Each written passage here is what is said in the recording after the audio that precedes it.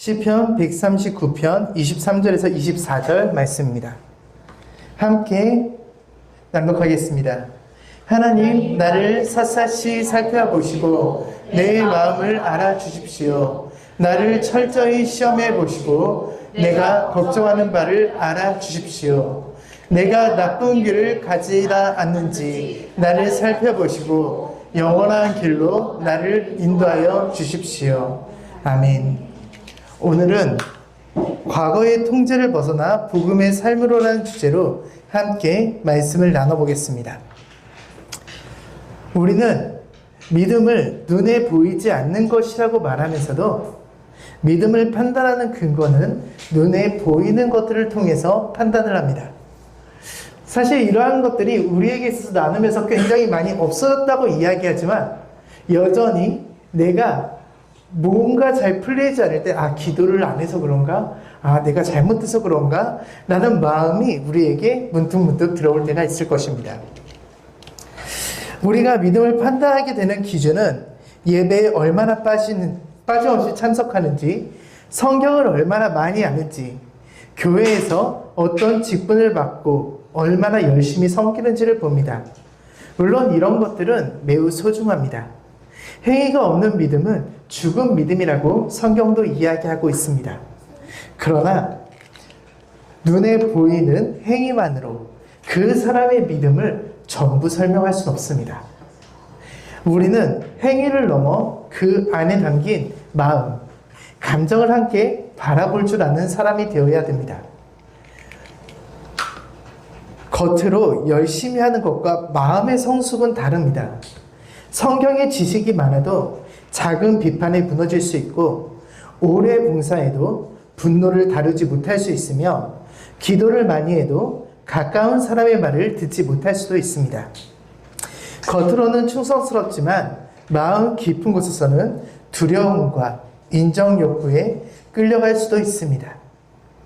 하나님은 우리가 감정을 숨긴 채 종교적으로 살아가는 것보다 있는 모습 그대로 예수님께 나아가 그분과 함께하며 사랑할 수 있는 사람으로서 우리가 변화되기를 원하십니다. 성도는 자신의 만족이 아닌 하나님의 가르치시는 삶이 무엇인지 알아야 합니다.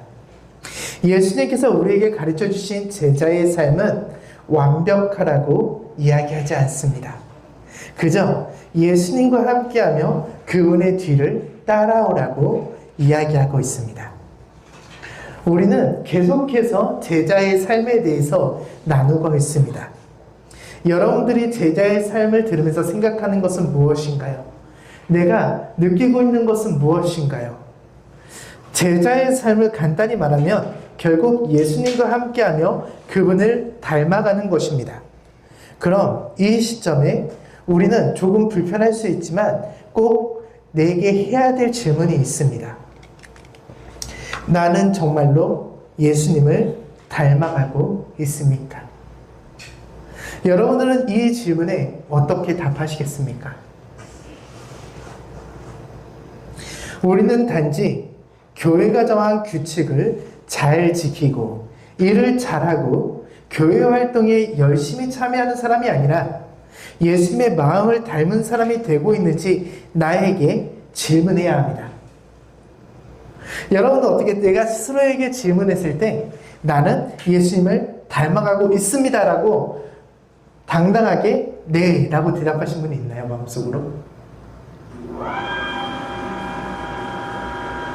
나는 닮아가고 있다고 생각을 했다 하시는 분? 네.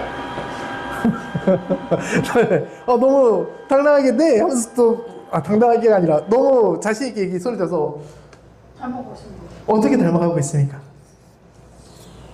어떻게? 네, 어떻게? 뭔가 이제 사람의 시선보다는 네. 항상 예수님 시선으로 생각하려고 노력하고 있습니다. 또 지혜사모님 어떻게 닮아가고 있습니까? 예수님을 닮아가고 있습니다. 닮아가고 있습니다. 어떻게 닮아가고 있습니다? 바라보고 닮아가고 있습니다. 어머님 어떻게 닮아가고 계십니까? 저는 용납하는 삶을 좀 실천하면서 닮아가고 있습니다. 용납하는 삶을 실천하면서 닮아가고 있습니다. 예수를 믿고 따르기 위해서 우리들은 공동체를 이룹니다. 이 공동체를 우리는 교회라고 하죠. 교회가 공동체를 만들어서 함께하는 이유는 이 복음을 알고 복음을 함께 이해하며 복음의 삶을 나누기 위해서입니다. 여기서 안다는 것은 복음을 단순히 지식적으로 아는 것을 넘어서 삶으로 복음을 행하는 것까지 이어가는 것을 우리가 하기 위해서 우리들은 모여서 복음을 같이 나누면서 삶을 살아갑니다. 우리는 복음이 내 삶에서 실제로 드러나기를 소망합니다. 성도가 복음을 알고 예수님을 닮는다는 것은 단순히 그 외적인 모습을 담는 것을 넘어서 내게 무슨 일이 생겼을 때 마음과 행동이 예수님이 이 땅에서 행한 것 같이 되어가는 것입니다. 사실 제가 의도했던 질문에 대한 답이 유진이가 제일 가깝긴 했어요.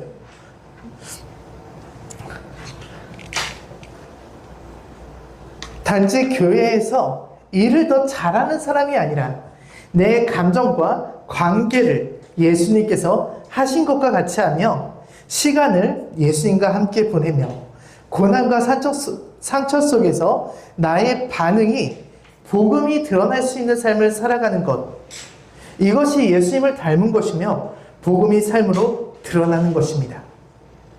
우리는 상처를 다루는 방식이 예수님의 방식으로 반응하는 사람이 되어야 됩니다. 우리는 뭔가 일이 닥쳤을 때 우리가 기존에 가지고 있던 사고나 행동 방식이나 내 생각이 틀려서 반응하는 경우가 굉장히 많습니다. 하지만 우리가 복음 안에서 새 사람이 된다는 것은 내가 말씀에서 예수님께서 어떻게 행동하셨는가를 생각하며 그분의 반응을, 그분의 행동을 닮아가려고 노력해야 된다는 것입니다. 이것이 복음으로서 우리가 삶을 살아가도록 노력하는 삶입니다. 예수님께서는 마가복음에서 이렇게 말씀하셨습니다. 내 마음을 다하고 내 목숨을 다하고 내 뜻을 다하고 내 힘을 다하여 너의 하나님이신 주님을 사랑하여라. 예수님은 하나님을 사랑하는 것에 대해서 일부만 사랑하는 것을 요구하지 않으셨습니다.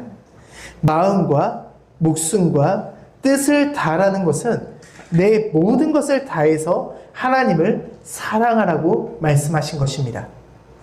이것은 행동으로만 사랑하는 것이 아니라 마음, 감정까지도 하나님 앞에 가져가라는 것입니다. 우리가 하나님을 사랑한다는 것은 감정을 신앙 바깥에 두고는 할 수 없는 일입니다.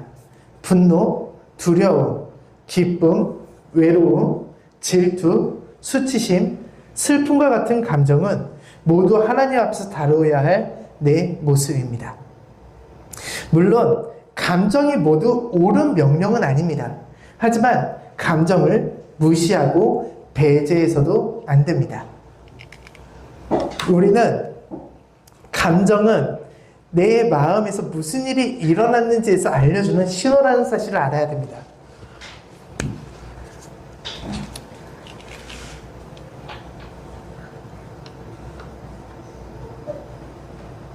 그 신호를 말씀 안에서 해석하고 성령님이 이끄시는 방향으로 반응하는 것을 배울 필요가 있습니다. 피터 스카지로 목사님은 정서적으로 이렇게 이야기합니다. 정서적으로 미숙한 상태를 외면한 채 영적으로는 성숙할 수 없습니다. 존 마크 코어 목사님은 제자에 대한 새 방향을 이렇게 설명합니다. 예수님과 함께하며 예수님처럼 되어가며 예수님이 하신 일을 이어가는 것입니다. 이 두 관점을 함께 놓으면 중요한 사실이 보입니다. 우리가 정서적으로 건강한 복음을 가지고 살아간다는 것은 자기 개발처럼 우리가 내 스스로를 개발하는 것을 선택하는 것이 아니라 예수님과 함께 머물고 예수님의 성품을 담고 예수님의 사랑으로 살아내기 위해서 반드시 가져야 할 제자도라는 사실입니다. 우리는 오직 예수 그리스도의 은혜를 통해서 구원을 얻습니다. 예수님의 은혜로 구원을 얻기 위해서 걸어가는 길은 내가 한번 이 길을 통과했어 라고 해서 끝나는 것이 아닙니다. 1년에 우리가 봄, 여름, 가을, 겨울 이렇게 4계절이 있습니다. 근데 이 봄, 여름, 가을, 겨울이 끝나고 나면 또 봄이 찾아옵니다. 그렇듯이 우리는 한 번 통과하면 끝나는 것이 아니라 계절이 바뀔 때마다 우리는 과거의 영향을 받는 나를 발견하게 됩니다. 고난 속에서 겨울을 맞았고 있다가 따뜻한 봄이 내게 찾아왔다고 해서 우리의 고난이 끝나는 게 아니에요. 다시 똑같은 겨울이 우리에게 찾아옵니다.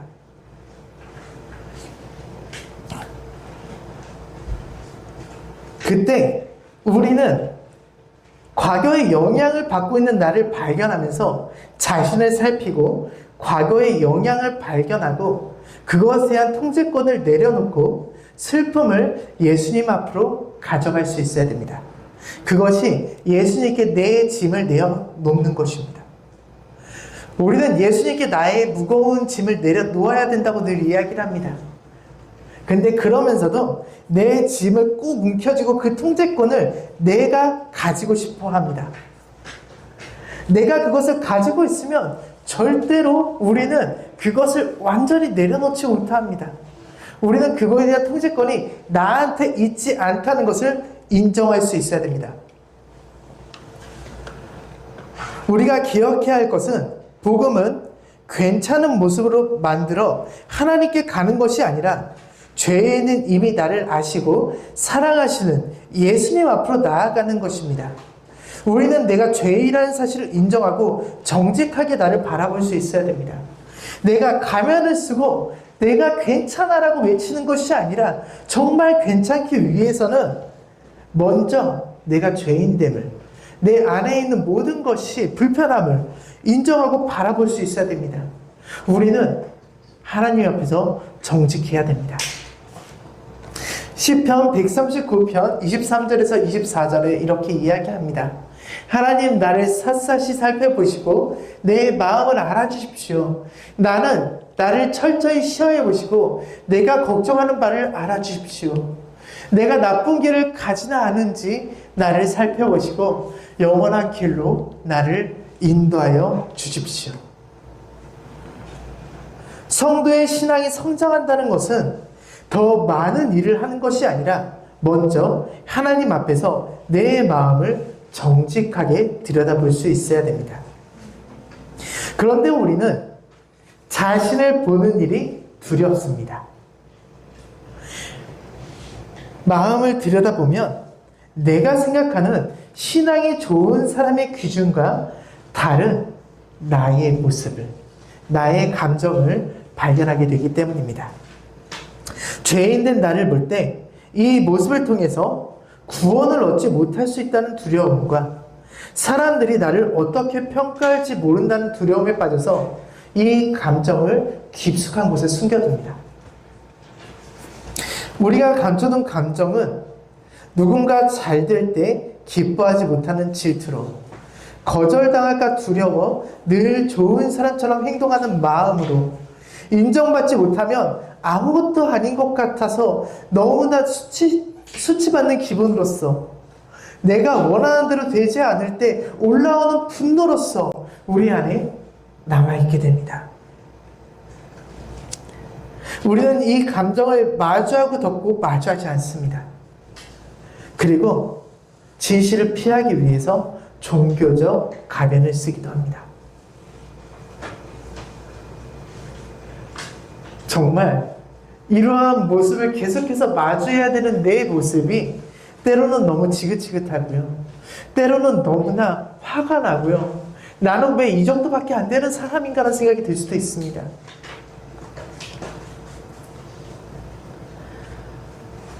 시편 기자는 자신의 마음을 스스로 완벽하게 분석하지 않겠다고 하지 않습니다. 내 마음을 덮어두고 보지 않겠다고도 하지 않았습니다. 그는 하나님께서 나를 살펴달라고 기도합니다. 그는 자기 인식은 자기에게 집착하는 것이 아니라 하나님의 시선 안에서 자신을 보는 것입니다. 우리는 자기 인식이라고 하면 내가 나를 살펴서 나를 분석하고 내가 나를 아는 것이라고 생각하지만 신앙 안에서, 복음 안에서의 자기 인식은요, 그것이 아니라요, 하나님의 시선 안에서 자기를 보는 것이 자기 인식이에요. 우리는 이렇게 이야기를 하죠. 나를 가장 정확히 아시는 분은, 나를 가장 깊이 사랑하시는 분은 하나님이십니다. 이것이 말로만 그런 것이 아니라 진정으로 우리 안에서 이루어지길 바랍니다. 내 마음을 가장 정확하게 아시는 분은 하나님이십니다. 동시에 나를 가장 깊이 사랑하는 분도 하나님입니다. 그렇기에 우리는 하나님께 정죄받을까 두려워서 숨지 않고 하나님 앞에 내 진실한 마음을 이야기할 수 있는 거예요. 하나님께서 나를 너무나 잘 아시기 때문에, 나를 너무나 사랑하기 때문에, 나를 용납하고 용서해 줄 수 있는 유일한 분이라는 것을 알기 때문에, 그렇게 우리는 하나님 앞에서 내 모든 것을 내어서 보여줄 수 있는 것입니다.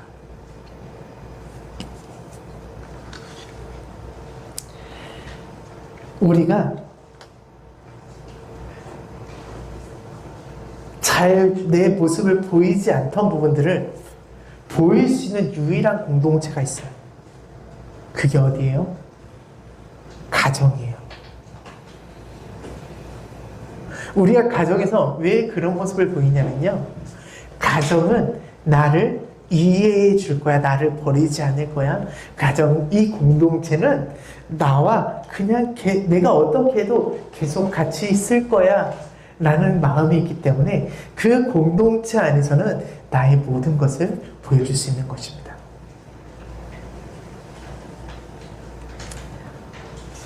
다른 사람들 앞에서 왜 그런 모습을 보이지 않냐면요, 다른 사람들 앞에서 내가 그러한 모습을 보였을 때 흠이 잡히고 내가 그 사람들 앞에서 욕을 먹고 그 사람들이 나를 어떻게 생각할까 하는 두려움들이 존재하기 때문에 우리는 다른 사람들 앞에서 내 본 모습을 전부 보이진 않아요. 근데 가정 안에서 내가 보인 모습도 사실 그 사람이 나를 평가하는 기준이 되기도 합니다. 근데 유일하게 나를 용납하고 받아줄 수 있는 분이 계시는데요, 그게 하나님이에요. 우리는 하나님 앞에서 내 모든 것을 내어서 보여줄 수 있어야 됩니다. 이게 감정을 보이는 것이 우리에게 두려운 일이 아니라요, 하나님께서 우리에게 하지 말라고 하신 일이 아니라요, 우리는 반드시 해야 되는 일인 것임을 우리는 기억해야 될 것입니다.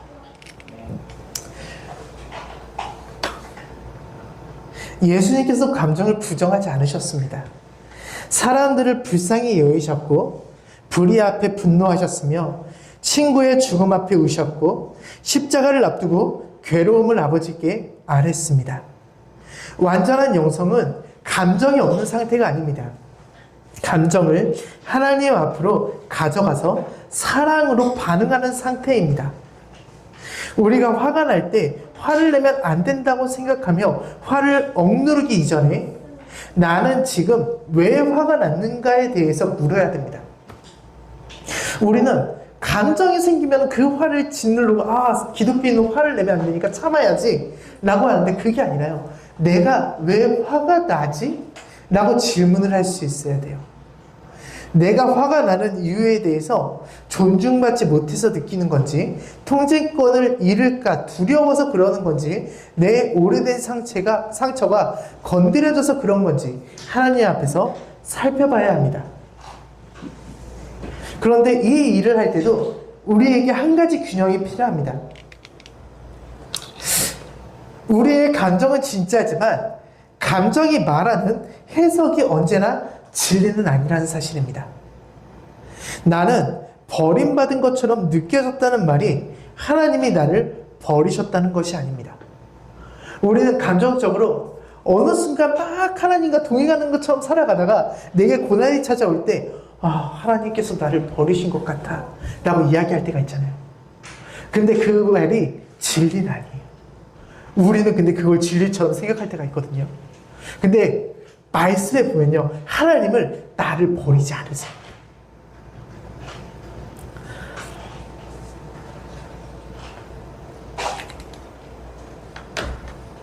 우리는 감정에 대해서 복음으로 어떻게 다루는지에 대해서 생각을 해볼 수 있어야 됩니다. 우리는 첫 번째는 정직한 감정을 느끼는 것이고 왜 그런 감정이 생겼는지에 대해서 물어야 됩니다. 그리고 두 번째는 말씀으로 점검하고 해석하고 성령의 이끄심에 따라서 반응해야 합니다. 이것이 감정을 하나님 앞으로 가져가서 복음의 진리로 다시 해석하는 일입니다. 그리고 이것을 다시 해석해서 우리가 주님 앞으로 가져가서 주님과 함께 살아갈 때 우리는 복음의 사람으로서 점점 더 가까워지는 것입니다. 에베소서 4장 22절에서 24절에 이렇게 이야기합니다. 여러분은 지난날의 생활 방식대로 허망한 욕정을 따라 살다가 썩어 없어질 그 옛사람을 벗어버리고 마음의 영을 새롭게 하여 하나님의 형상을 따라 참 의로움과 참 거룩함으로 지으심을 받은 새 사람을 입으십시오. 우리가 살아왔던 모든 시간을 과거라고 부릅니다. 과거는 지나간 시간이지만 이 지나간 시간은 그것으로 끝나는 것이 아니라 우리 안에 흔적을 남깁니다. 어린 시절 가정 분위기, 사랑을 주고받던 방식, 갈등을 해결하는 방식, 성공과 실패를 바라보던 기준이 지금 순간에도 남아 있습니다. 이 남아있는 갈고의 영향은 우리에게 익숙한 방법으로서 반응하게 만듭니다. 어떤 사람은 집에서 감정 표현을 하며 혼났기 때문에 슬퍼도 웃습니다. 어떤 사람은 실수를 하면 사랑을 잊는다고 배웠기 때문에 늘 완벽하려고 합니다. 또 어떤 사람은 갈등이 일어나면 관계가 끝난다고 배웠기 때문에 갈등이 일어나면 무조건 피합니다. 또 어떤 사람은 큰 목소리로 자기의 주장을 세워야 안전하다고 배웠기 때문에 자기의 위치를 지키기 위해서 큰 목소리로 강하게 나갑니다.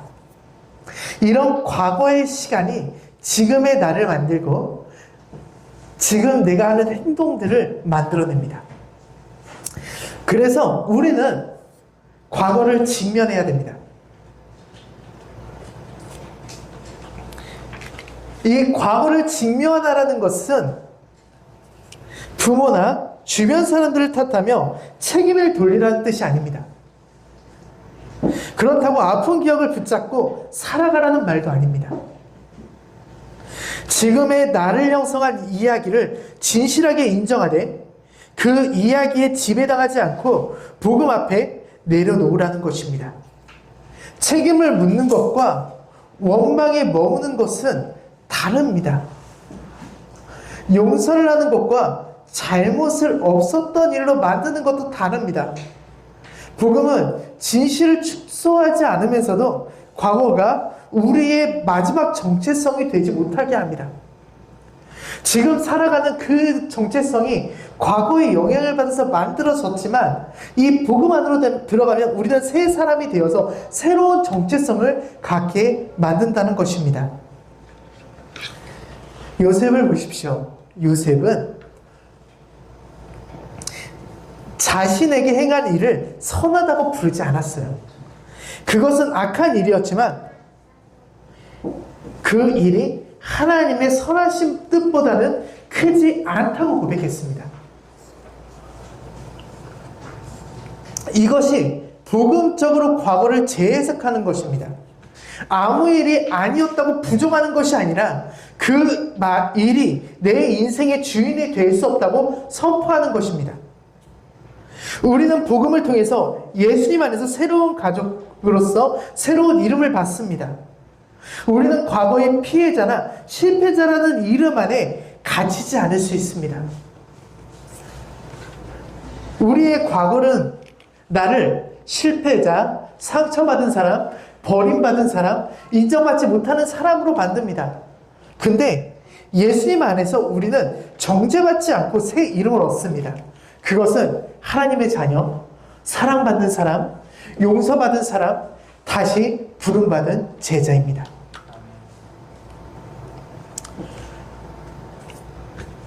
내가 예수님 앞에서 새로운 이름을 얻고 예수님 안에서 새롭게 살아가고 새 영, 새 마음을 얻었다고 해서 우리의 과거가 한순간 사라질까요? 그렇지 않습니다. 과거의 영향이 한순간에 사라지는 것이 아닙니다.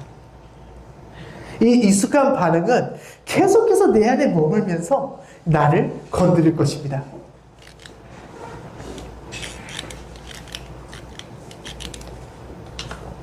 익숙한 반응이 올라올 때 우리는 멈추고 선택해야 합니다.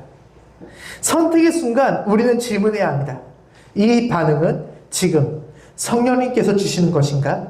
아니면 오래된 두려움이 자동적으로 움직이는 것인가? 여러분들에게 갑작스러운 일들이 닥쳤을 때 너무 힘든 일들이 찾아올 때가 있잖아요. 그럴 때 익숙한 대로 내가 행동하는 것이 아니라 주님께 물어보십시오. 아, 내가 이렇게 반응하는 게 성령님께서 주시는 것인가? 아니면은 내가 오래된 두려움이, 내 오래된 슬픔이, 내 오래된 아픔이, 아니면 내 익숙한 습관들이 자동적으로 움직이는 것인가? 이 과거를 증명하는 과정은 혼자 감당하기 어려울 수 있습니다. 그리고 그 감당하는 과정을 받아줄 수 있는 사람도 그렇게 많지 않습니다. 그렇게 우리는 공동체를 필요로 합니다. 내가 사람과의 관계를 통해서 과거를 치유받는 과정이 우리는 믿음이 부족하다라는 뜻으로 생각할 때도 있습니다. 내가 사람들 앞에서 내 이런 못난 모습을 보이고 내 과거의 상처나 두려움들을 꺼내내는 게 나는 정말로 믿음이 부족한 사람인가? 라는 생각이 들 수도 있어요. 근데 절대로 그 과정이 믿음이 부족하다는 뜻이 아닙니다. 오히려 내가 주님 앞에 나아갈 수 있는 믿음이 있기 때문에 나를 죄인으로 인정할 수 있고 그 죄인된 모습을 바라보기 때문에 그 죄인된 모습을 당당히 사람들 앞에서 이야기할 수 있는 것입니다. 내가 치유받는 과정은 하나님께서 나를 돌보는 과정 중 하나입니다. 하나님은 말씀과 기도뿐 아니라 안전한 관계와 지혜로운 도움을 통해서 우리를 돌보십니다. 중요한 것은 과거에 머무르는 것을 떠나서 예수님과 함께 과거를 통과하는 것입니다. 이제 우리는 과거를 통과해 치유하시는 예수님을 경험해야 됩니다. 오병이어의 기적 이후에 예수님께서는 제자들을 보내십니다. 그리고 거기서 예수님은 제자들에게 찾아오시고 같이 바다를 건너십니다. 그 뒤에 게네사렛이라는 땅에 도착해요. 그곳 사람들은 예수님을 알아보고 주위의 사람들을 보내서 모든 병자를 예수님 앞으로 데려옵니다. 그리고 그들은 이렇게 간청합니다. 그들은 예수께 그의 옷술만이라도 손을 대게 해달라고 간청하였다. 그리고 손을 댄 사람은 모두 나았다. 사람들은 예수님 앞에 병든 사람들을 데리고 왔습니다. 그리고 그 옷술을 댄 사람들은 모두 나았습니다. 우리가 기억해야 할 것은 예수님은 강구하는 사람을 치유하시는 분이라는 사실입니다. 우리를 치유하기 위해서 예수님께서는 이 땅에 오셨습니다. 죄인을 불러오셨고요. 그 죄인을 치유하러 오셨습니다.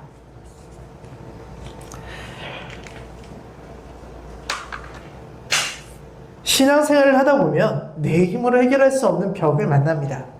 계획대로 되지 않는 관계, 오래 기다려도 열리지 않는 길, 최선을 다했지만 바뀌지 않는 상황, 기도해도 즉시 사라지지 않는 상황, 즉시 사라지지 않는 약함 등이 있습니다. 우리는 이러한 벽을 만날 때 먼저 실패했다고 생각합니다. 믿음이 부족해서, 기도를 덜해서, 내가 뭔가를 잘못해서 이런 일이 발생했다고 단정합니다. 그러나 성경에서 광야와 기다림은 언제나 이전 상태보다 못하게 되는 일을 가리키지 않습니다. 때로는 벽이 우리를 버리신다는 증거가 아니라 우리가 붙들고 있던 거짓을 내려놓게 하는 자리가 됩니다. 우리는 이게 옳아, 내가 이렇게 살아가고 익숙한 것들이 옳아라는 나도 모르는 맹목적인 믿음을 가지고 있어요. 왜냐하면 내가 경험한 것들이 이렇게 했을 때 해결이 될 때가 많았거든요. 그리고 그것이 내가 생각했을 때 안전하다고 느꼈고 익숙하다고 느꼈거든요. 그냥 내가 살아온 방식이 이랬거든요. 근데 이 거짓을 주님께서 벽을 만나게 하시면서 깨버리십니다. 그리고 우리를 말씀의 사람으로 변화시킵니다. 우리의 통제 욕구 아래에는 두려움이 숨어 있습니다. 일이 계획대로 되지 않으면 가치 없는 사람이 될까 두렵고, 상대가 내 뜻대로 움직이지 않으면 버림받을까 두렵습니다. 미래를 알 수 없으면 무너질 것 같습니다. 그래서 더 많이 일하고 더 완벽하게 준비하고 사람을 설득하거나 압박하고 때로는 아예 관계를 끊어버립니다. 겉으로는 책임감처럼 보이지만 마음 깊은 곳에서는 내가 붙들지 않으면 무너질 수 있다는 믿음이 작용할 수도 있습니다. 그래서 더 많이 일하고 더 완벽하게 준비하고 사람을 설득하거나 압박하고 아예 관계를 끊어버리는 것입니다.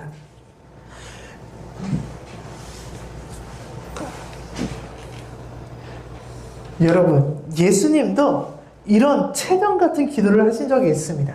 그것은 겟세마네의 기도입니다. 하지만 예수님의 겟세마네의 기도를 보면요, 체념이 아닙니다. 예수님은 고통을 원한다고 가장하지도 않고 자신의 뜻을 솔직하게 말씀하십니다. 내가 이것이 너무나 고통스러울 것 같고요. 너무나 힘들 것 같아요. 주님 앞에 내 감정을 솔직하게 이야기해요. 그리고 그 뜻은 아버지의 손에 맡깁니다. 그것은 아버지 앞에 완전히 항복한다는 것입니다. 항복은 감정을 지우는 것이 아니라 감정을 포함한 전 존재를 하나님께 맡기는 것입니다.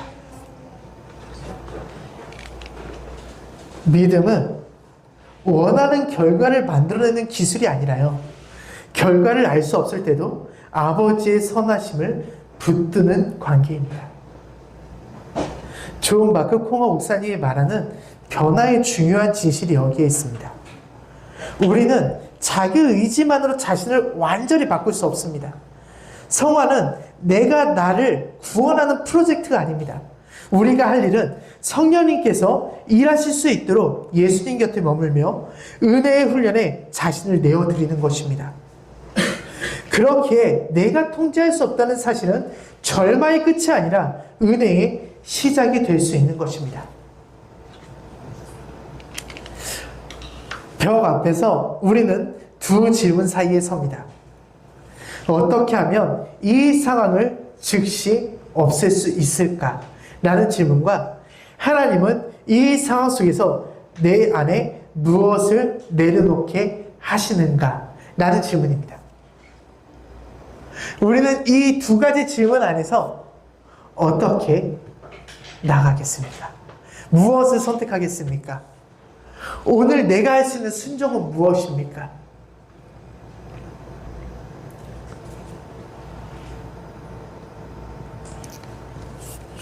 첫 번째 질문도 필요하지만 두 번째 질문이 없으면 우리는 상황만 바꾸려다가 마음은 그대로 남게 됩니다.